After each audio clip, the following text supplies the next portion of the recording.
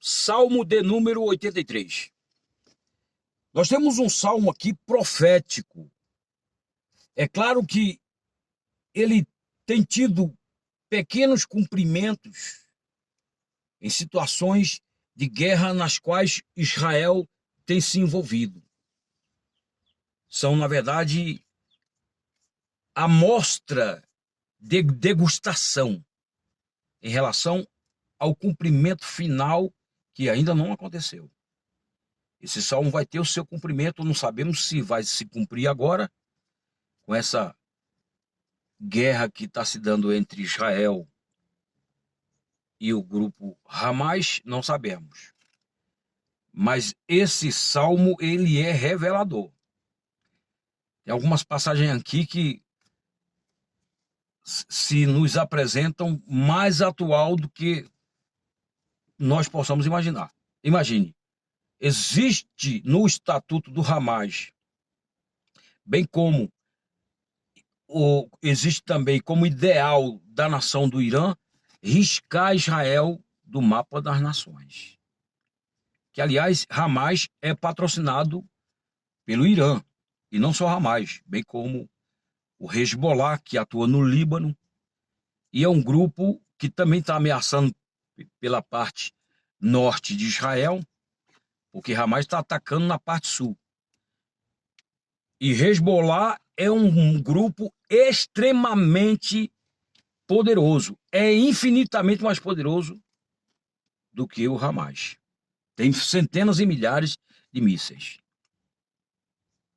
E esses grupos, como tantos outros, são patrocinados pelo Irã, que odeia, detesta publicamente Israel, mas não ataca diretamente, porque se assim fizerem, os Estados Unidos vão intervir a favor de Israel, e aí eles ficam patrocinando grupos terroristas para atacarem covardemente a Israel.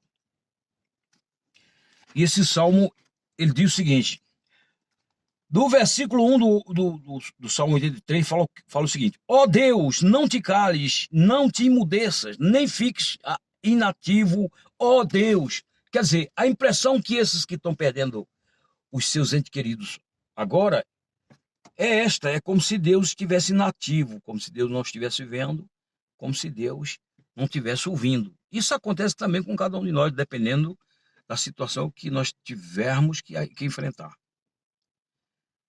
Porque o homem é falho. E essas vidas essas famílias que perderam entes queridos, e têm entes queridos sequestrados, e não sabem o que pode acontecer, elas estão em desespero total.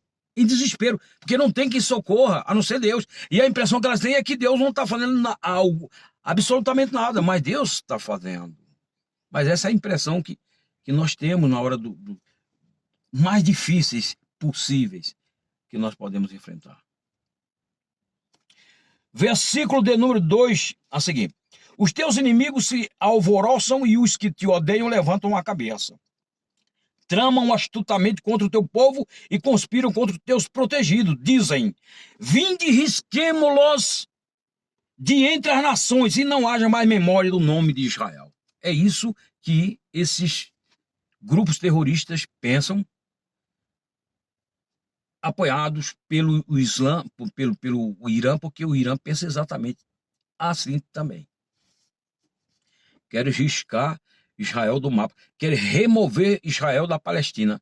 Israel que foi reconhecido pela ONU em 1948. Lá para cá as guerras se intensificaram. Para cumprir aqui em Daniel, capítulo de número Daniel 9, e o versículo é o 26. 9:26 de Daniel diz o seguinte: trata-se de uma profecia, começou a se cumprir com a vinda do Cristo, mas ela continua valendo e tendo o seu cumprimento a cada dia. 9:26. Depois de 62 semanas será morto o ungido. Isso já aconteceu. E já não estará. E o povo de um príncipe que há de vir, destruirá a cidade. Foi justamente o imperador, ou melhor, o general Tito, que destruiu Jerusalém nos anos 70. E o santuário. E o seu fim será um dilúvio. E até o fim haverá guerras, desolações são determinadas. Então essa guerra que está acontecendo agora faz parte dessa profecia. Quantas guerras já não aconteceram?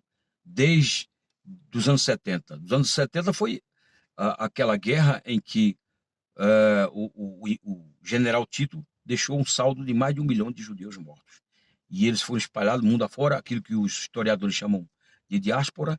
E em 1948 voltaram, passado 19 séculos e meio, a ONU reconheceu a Palestina, parte da Palestina como Estado de Israel, e de lá para cá as guerras têm se intensificado.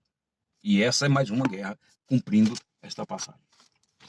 Então nós vemos que o Salmo 83 pode ser que tenha seu cumprimento agora pleno, nós não sabemos. Deus ajude que seja estabelecido paz entre israelenses e palestinos, porque os maiores prejudicados são os inocentes. Vamos então agora os últimos versículos do Salmo, para ir concluindo. Os últimos versículos. 16 a seguir. Enche-lhes o rosto de ignomínia, para que busque o teu nome, Senhor. Mesmo assim, o salmista desejava que os inimigos se rendessem a Deus em arrependimento para a salvação deles. É isso que nós devemos desejar para aqueles que se fazem nossos inimigos. Jesus disse: amai o vosso inimigo, falai bem deles, fazei o bem a eles e orai por eles. Sejam envergonhados e confundidos perpetuamente, perturbem-se e pereçam. E reconhecerão que só tu, cujo nome é Jeová ou Yahvé, Senhor com letras maiúsculas, és o Altíssimo sobre toda a terra. Que eles venham reconhecer não só Israel, porque sabemos que Israel continua, a maioria esmagadora dos judeus está aguardando ainda o Messias.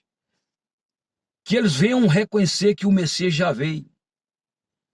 Que aqueles que realmente querem se livrar de uma situação dessas, e mesmo que tenham que enfrentar, mas com Cristo, venham reconhecer que o Messias já veio. E não só Israel, mas os palestinos, árabes e todas as nações da terra venham reconhecer que Jesus é o Senhor, é o único Deus, é o único Salvador. Porque a tendência das guerras é continuarem. Breve Jesus leva o seu povo e aí será deflagrada ainda maiores guerras, como nunca houve, para cumprir Mateus 24, Lucas 21 e Marcos 13, o sermão profético de Jesus. Guerras, rumores de guerra como nunca, fome como nunca, terremotos como nunca, eles vão se intensificarem e vão chegar ao seu clímax durante o período da grande tribulação. E a nossa fé e esperança é que a igreja já não mais vai estar aqui, porque Jesus vai arrebatar o seu povo.